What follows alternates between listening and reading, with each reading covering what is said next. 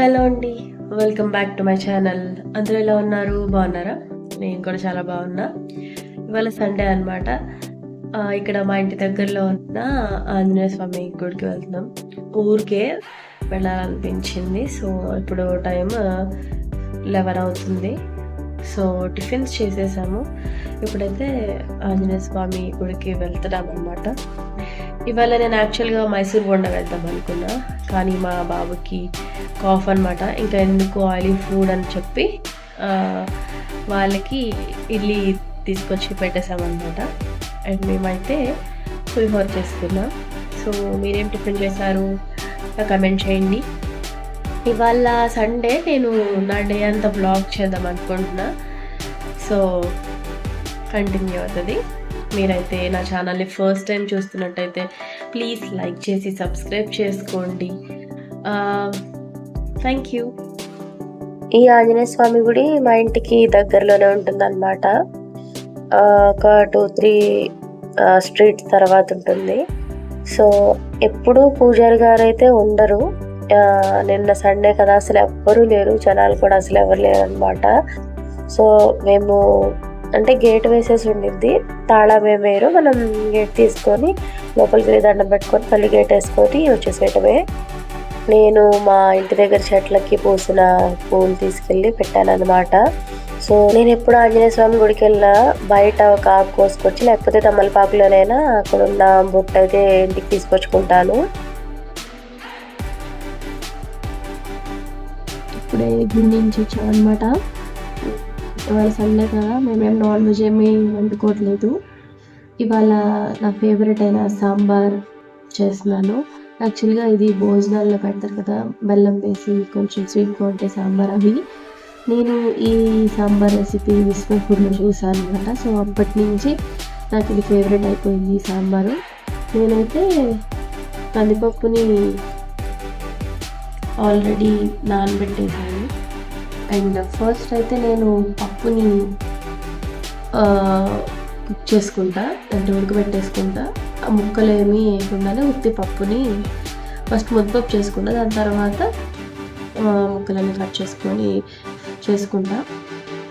అది పప్పుచారు అయితే అలా కాదు, నేను ముక్కలన్నీ వేరే గిన్నెలో వేసేసి అది కూడా కుక్కర్లో పెట్టేసి చేసుకుంటా. సో నేను విస్మయ్ ఫుడ్లో చేసిన ప్రాసెస్ని ఫాలో అవుతా. సో నేనైతే నా దగ్గర ఉన్న కొన్ని వెజిటేబుల్స్ యూజ్ చేస్తున్నా. దీంట్లో ముల్లంగి,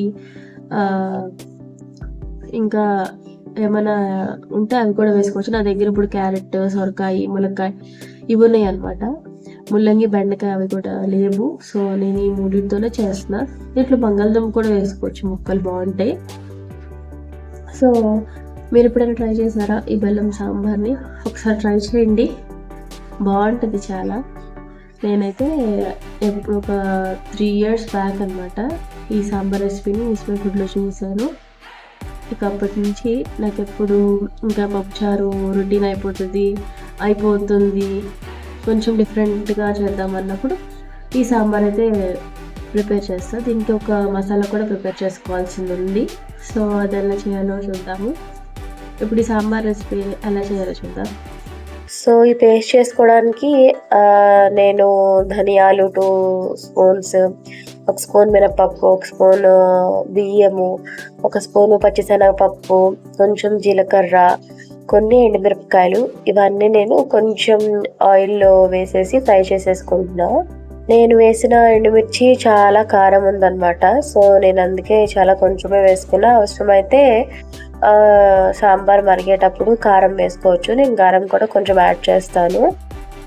ఇందులో వేసిన ధనియాలు కానీ మినపప్పు అసలు మాడకూడదు, మాడితే మాత్రం చేదు వచ్చేస్తుంది, టేస్ట్ కూడా సాంబార్ టేస్ట్ మారిపోతుంది.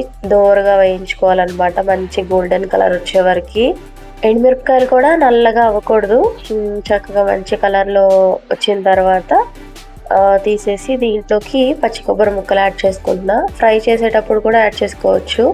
సో నేను అలా వేయకుండా మిక్సీ చేసేటప్పుడు కొబ్బరి ముక్కలు వేసేసుకొని ఒక స్మూత్ పేస్ట్ లాగా పేస్ట్ చేసుకున్నా. మరీ గట్టిగా కాకుండా కొంచెం వాటరీగా ఉండేటట్టే పేస్ట్ చేసుకోవాలి. అప్పుడే సాంబార్లో వేసినప్పుడు ఈజీగా కరిగిపోతుంది. సో ఇక్కడ నా దగ్గర ఉన్న వెజిటేబుల్స్ అన్నీ నేను ముక్కలుగా కట్ చేసి పెట్టుకున్నా. సాంబార్లో వేసుకునేంత సైజులో కట్ చేసి పెట్టుకున్నాను. నేను ములక్కాయ, సొరకాయ, క్యారెట్ ఇవి వేసుకున్నా. సో పప్పుచారుకి అయితే పప్పుచారు అంతా మరిగిన తర్వాత తాలింపు వేసుకుంటారు కదా, బట్ దీనికైతే ఫస్టే తాలింపులా వేసేసుకొని ముక్కలను ఉడకబెట్టుకోవాలి. సో నేను ఇక్కడ వెల్లుల్లి, తాలింపు దినుసులు ఇవన్నీ వేసేసుకున్నా. పచ్చిశనగపప్పు అవి కూడా వేసుకోవచ్చు, బట్ నాకు అవేమీ ఇష్టం లేదు. సో నార్మల్గా మినపప్పు, ఆవాలు, జీలకర్ర ఇవే వేసుకున్నా. తర్వాత కరివేపాకు, పచ్చిమిరపకాయలు, ఉల్లిపాయలు, కట్ చేసి పెట్టుకున్న అన్ని రకాల వెజిటేబుల్స్ వేసేసుకొని ఒకసారి కలుపుకోవాలి. సో దీంట్లోకి పసుపు అను ముక్కలన్నీ ఉడకడానికి సరిపడా కళ్ళుప్పు వేసుకొని కొంచెం సేపు మూత పెట్టేసుకోవాలి. ఇందులో టొమాటోలు, సొరకాయలు అవి ఉన్నాయి కదా, వాటిలోంచి కొంచెం వాటర్ అయితే వచ్చేసింది. పప్పు నేనైతే మెదిపేస్తున్నా. ఒకవేళ సరిగ్గా కొంచెం గింజలుగా ఉంది అనుకుంటే మిక్సీకి వేసుకోవచ్చు. నేను ఆల్రెడీ నానబెట్టి ఉడకబెట్టుకున్నాను కాబట్టి నేను ఇలా మెదిపేస్తే జస్ట్ పేస్ట్ లాగా అయిపోతుంది. సో కొంచెం వాటరీగా ఉంచుకోవాలి. మరీ గట్టిగా అయితే ఆ ముక్కల్లోకి వేసేసరికి గడ్డలుగా ఉండిపోతుంది అన్నమాట. వాటరీగా ఉంటే కలిసిపోద్ది వెంటనే. ఆ పేస్ట్ కూడా సో ఇప్పుడు ఈ టొమాటోలు, సొరకాయలోంచి వాటర్ బయటకు వచ్చేసింది లైట్గా. ఇప్పుడు ఈ ముక్కలు ఉడకటానికి సరిపడా వాటర్ వేసేసుకొని మళ్ళీ మూత పెట్టేసి బాగా ఉడికించుకోవాలి. కొంచెం టైం పట్టిద్ది ఉడకటానికి, అంటే ములక్కాయలు ఇవన్నీ, క్యారెట్ అన్నీ ఉడకడానికి టైం పట్టిద్ది. సో ముక్కలన్నీ ఉడికిన తర్వాత నేను పప్పుని కూడా కొంచెం వాటరీగానే మెదుపుకున్నాను. అది పేస్ట్ చేసి పెట్టుకున్నాం కదా, ఆ పేస్ట్ కూడా వేసేసుకొని కొంచెం అంటే కొంచెమే కారం వేసుకోవాలి. సాంబార్ మరి కారంగా ఉంటే బాగోదు కదా. సో అందుకని చెప్పి నేను కొంచెమే కారం వేసుకున్నా. ఆల్రెడీ ఎండుమిర్చిలో ఉన్న కారం కూడా సరిపోతుంది. దీంట్లోకి ఇప్పుడు చింతపండు వేసేసుకొని బాగా కలుపుకోవాలి. కలిపేసుకొని మరీ చిక్కగా ఉంచుకోకూడదు, వాటరీగానే పెట్టుకోవాలి. తర్వాత ఆరిన తర్వాత మరీ గట్టిగా అయిపోతుంది అన్నమాట. మరిగేటప్పుడు మీరు ఎంత స్వీట్ తినాలనుకుంటే అంత స్వీట్లో బెల్లం అయితే వేసుకోండి. నాకు కొంచెం స్వీట్ అంటే ఇష్టమే, నేను కొంచెం ఎక్కువ వేసుకున్నాను.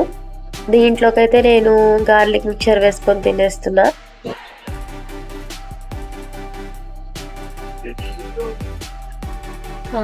బాగా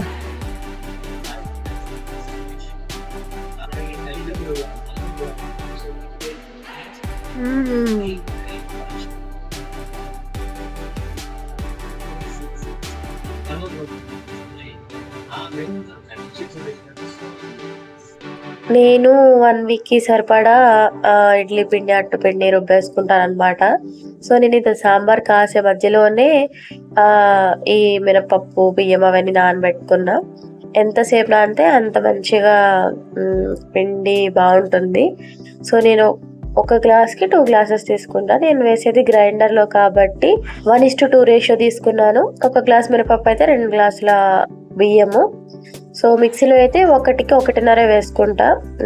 అందులో ఎక్కువ వదుగునివ్వదు కదా, సో అందుకని చెప్పి ఇందులో మెంతులు కూడా యాడ్ చేసా కొంచెం కలర్ కోసం. ఇందులోకి సగ్గు బియ్యం లేకపోతే అటుకులు అవి కూడా వేసుకోవచ్చు, బట్ నేను అవేం వేయలేదు. ఇడ్లీ పిండికి కూడా అంతే 2 గ్లాసెస్ తీసుకుంటాను. 4 గ్లాసెస్ రవ్వ అయితే వేసుకుంటాను. సో ఇంకా పప్పులన్నీ నానబెట్టేసి లంచ్ అంతా అయిపోయిన తర్వాత మా పాపకి ఎగ్జామ్స్ జరుగుతున్నాయి. సో మండే కూడా హాలిడే ఉంది, Tuesday social exam. So Sunday మాత్రం ఆ తర్వాత జీకే, మోరల్ సైన్స్ అవి ఉన్నాయి అనమాట, అవి చదివిస్తున్నా. మండే సోషల్ చదివిద్దామని చెప్పి.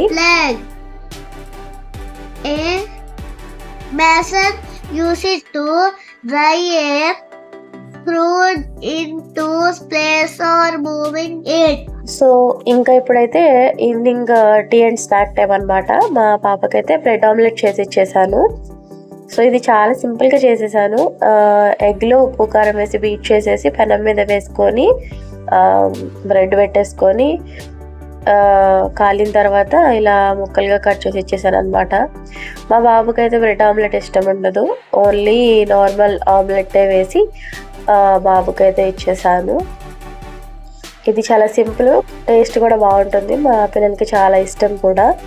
సో తర్వాత నేను పిండిలు నానబెట్టుకున్నా కదా, అవి గ్రైండర్ వేసేసుకుంటున్నా. పుష్ప 2 మూవీ వస్తుంది ఆ టైంలోనే 5:30కి స్టార్ట్ అయింది. ఇడ్లీ రవ్వని నేను పిండి బయటకి తీసి కలిపాను అనమాట. గ్రైండర్లోనే పిండి నలిగిన తర్వాత స్విచ్ ఆఫ్ చేసుకొని రవ్వ కూడా వేసేసుకొని మళ్ళీ స్విచ్ ఆన్ చేసి కలిసిన తర్వాత వెంటనే తీసేస్తాను అనమాట. సో ఇప్పుడైతే ఈ పిండిలు రుబ్బడం అయిపోయింది. నేను ఇప్పుడు బయటికి వెళ్తున్నా స్కూటీ నేర్చుకుందామని చెప్పి. నాకు వచ్చు, బట్ కానీ కొంచెం భయం అనమాట. కొన్ని రోజులు ప్రాక్టీస్ చేస్తే గానీ వస్తుంది. సైకిల్ వస్తే స్కూటీ వచ్చేసినట్లే. నేను సైకిల్ నేర్చుకున్నదే ఇంటర్మీడియట్ లో, అందుకని ఎక్కువ బ్యాలెన్స్ చేయలేను అనమాట. సో ఈ వీడియో ఇంతే. ఎలా ఉందో నాకు కమెంట్ చేసి చెప్పండి. వీడియో నచ్చితే సబ్స్క్రైబ్ చేసుకోండి. మళ్ళీ వేరే వీడియోలో కలుసుకుందాం. అప్పటి వరకు బై బాయ్.